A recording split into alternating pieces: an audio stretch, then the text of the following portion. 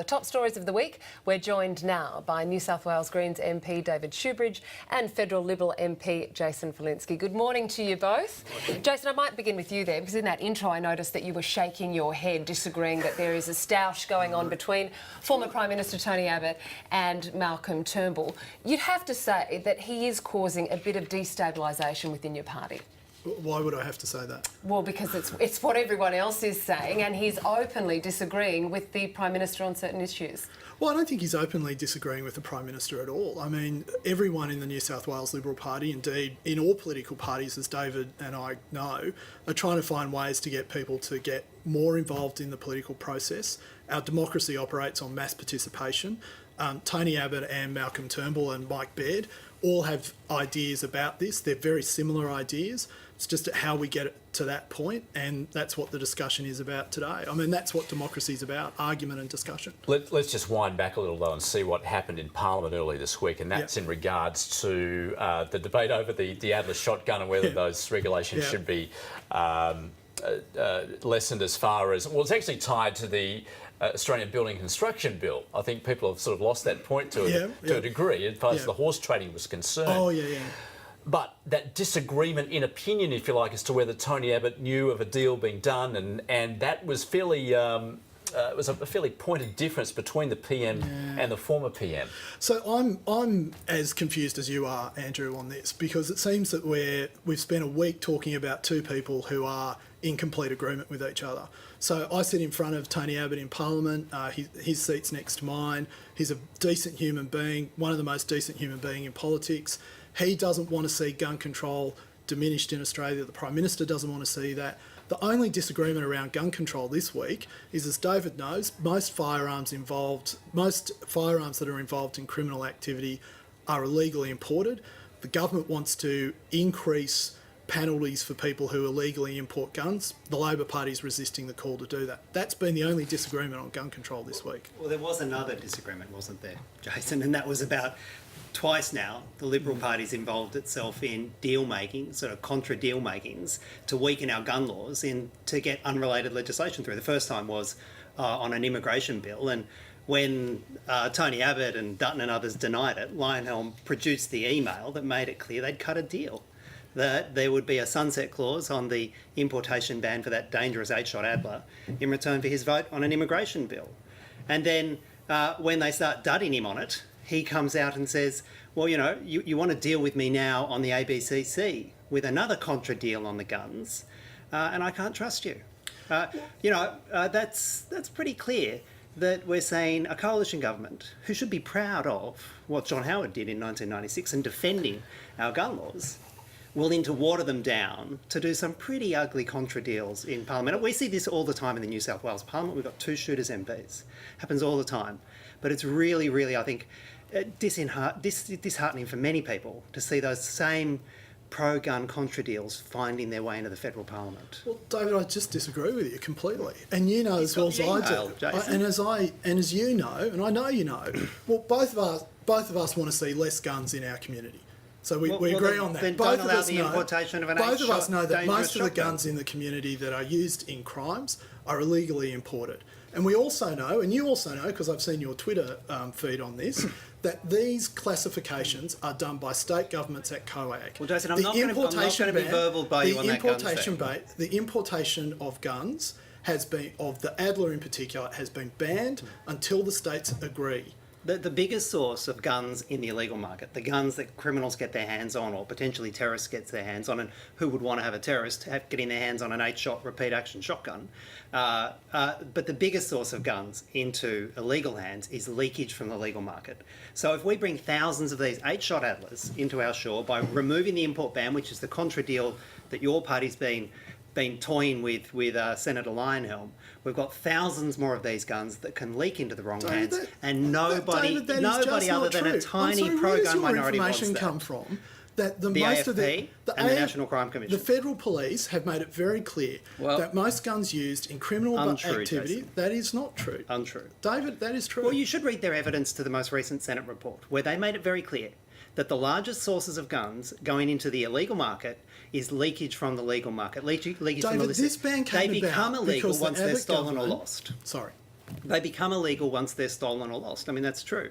And so what we want to ensure is that we don't get thousands and thousands of 8-shot dangerous repeat action shotguns coming into this shore and being available for leakage into the wrong hands. Why import them in the first place? Right. Well, David, I can't be more clear about this, and I don't think the Prime Minister can be more clear about this. And Michael Keenan spent all week in Parliament being incredibly clear about this. There will be no importation of these guns until the states agree on how they want to classify them. Now, I don't know what more the Turnbull government can say to assure people that it will not be diminishing these laws. Stopping playing footsie with Senator Lionhelm would be a very good start to assure the rest of us. David, as a crossbencher in an upper house, you know that governments have to talk to crossbenchers. You don't do ugly contra deals on guns. Well, there's been no contra deals deal. on guns. There was no deal. Tony Abbott was very clear about this. There is no deal, and just saying so doesn't mean that there was a deal. Anyone who's listening to this can Google and see the email for themselves. Absolutely. And read the email that was sent to Senator Lionhelm. And it said, in return for the sunset clause, he'll vote on a migration bill. This is an email that has been in the public sphere for almost 2 years. All right, let's move on to that issue of pre-selection, which we essentially started with, Yes. and what will be discussed with the New South Wales Party meeting this morning. Yeah. Why doesn't Tony Abbott sign on to that idea put forward by Malcolm Turnbull and Mike Baird as far as reforming the party, giving members more power and increasing the party base? Yeah, look, it's, you know, I've got to say, reform in the party at the moment, I've got to be honest, there's a bit of Donald Trumpism about it, that if not for the rules, I would have won type stuff. And I have to put my hand up and say one of the reasons I'm in favour of a plebiscite is that I would have won my pre-selection more easily if it had been a plebiscite than the current system. But all political parties are looking at ways to encourage mass participation. And when people join parties, that they feel valued in the contribution that they're making. That's the discussion that we're having inside the party at the moment. I've got to say, within my community, when I talk to people, they don't want us to be openly talking about reform of our political party. They want to see reform happening, but they don't want us to be talking about. They want us to be talking about things like what Mike Baird and Malcolm Turnbull talked about yesterday, the 30-minute city, because as David knows, people in my electorate, people in Sydney, have never been better off and they've never been more stressed because of traffic congestion and housing affordability. So, Jason, what's the best outcome for today's meeting then? I think the best outcome for today's meeting is that the party comes together, decides to move forward, and we have a clear path forward. David, what do you make? It's not just the Liberals who are battling with this issue of pre-selection. We also see in Victoria, as far as Labor is concerned, and their issues about the factional brawl between the left and the right, Kim Carr's position under threat, and of course the person that's been chosen to replace Senator Conroy. Yeah, well, it's kind of interesting, isn't it? The two leading branches of the two largest political parties in the country, the Liberal Party in New South Wales, which you'd have to say is kind of in control of the Liberals nationally for the moment, and the Labor and the Victorian ALP, which is kind of dominant for the Labor Party. Both of them are having real problems with the lack of internal democracy. And that's what we're seeing here. We're seeing members saying, well, why do I join a party if I don't get to have a vote on who's going to be my local member?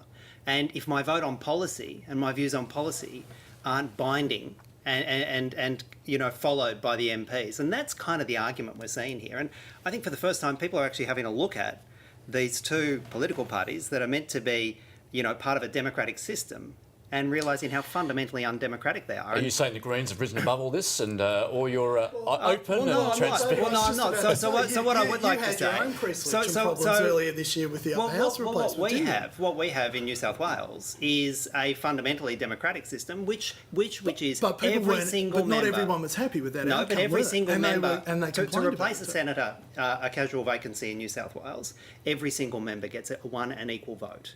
To determine who will be our local representatives in state or federal seats, every single member gets one and equal vote. Now, that's the argument, bizarrely, that Tony Abbott's putting forward in the Liberal Party and is being stymied because power brokers like to be able to control it through the executive and the council. And that's the argument that's happening at the executive and council today. Well, that's not true. No one is stymieing that argument. Everyone wants to see more democracy. And I say to you, if your pre-selection processes are so perfect, why, when you filled that casual vacancy in the upper house this year, were there so many members of the Greens who were unhappy about it? Well, I'll tell you one thing.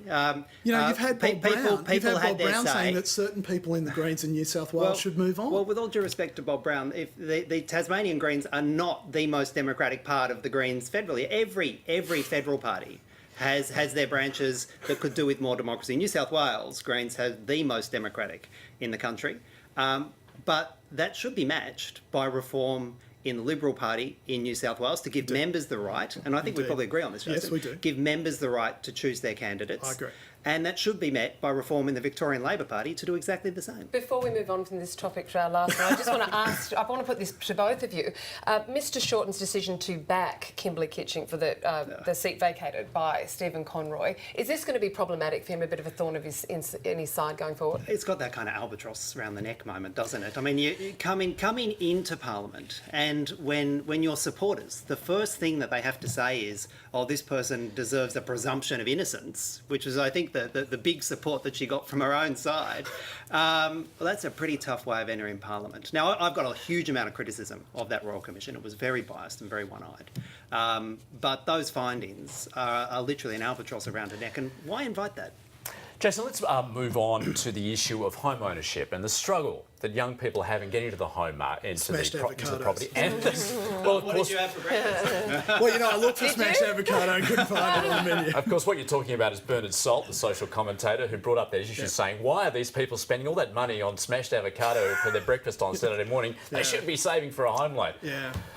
At least it's got the conversation started. It does. Anywhere you go in Sydney, don't bring up religion, politics, or home ownership. Look, I think my brother recently bought a house. It's a fine house, but he had to spend 16 times his annual income to buy that house. My parents, and I'm sure your parents as well, when they were buying their first home, it was about 4 to 6 times annual income. Affordability of housing across Australia has got worse over the last 30, 40 years.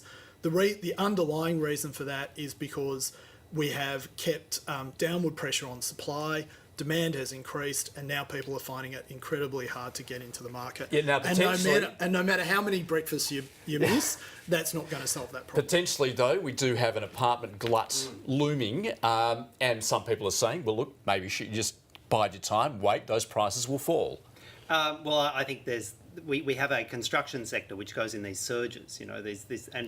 On one view, there's more cranes operating on the eastern seaboard of Australia than there is in the major cities in the US. But I mean, fundamentally, we have a federal tax system through superannuation breaks, through negative gearing, that is seeing people with capital actively buying into and over-investing in the real estate market and driving up people who don't have capital. And who are the key people who don't have capital? Well, young people, people on lower incomes. But we need to fix those fundamentally broken parts of our federal tax system Catherine, if to make it happen. I may answer that. There are lots of things that David and I agree on, but economics just ain't one of them.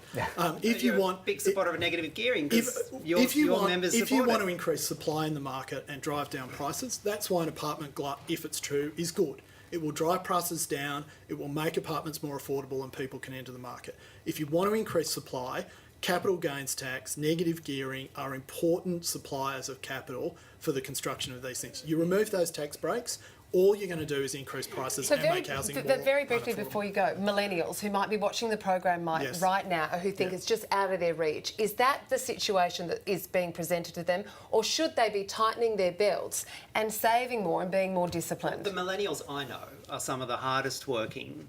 They work unstructured hours. They can work 2 or 3 jobs. They're having to pay off the debt for their university, like previous generations never did. These are people who are looking forward and realising they're going to work till they die. This is the most hardworking generation we've ever had. They're being priced out of the housing market, not because of lack of effort or lack of investment by them, but by a fundamentally broken market that we need to fix through state and federal governments, getting rid of the tax breaks for those with money. Yeah, unfortunately, I know you want a response, but we are out of time. Well, you'll have us back. Right? We will indeed. David Shoebridge, Jason Falinski, thanks very much for your time. Thank you. Appreciate it.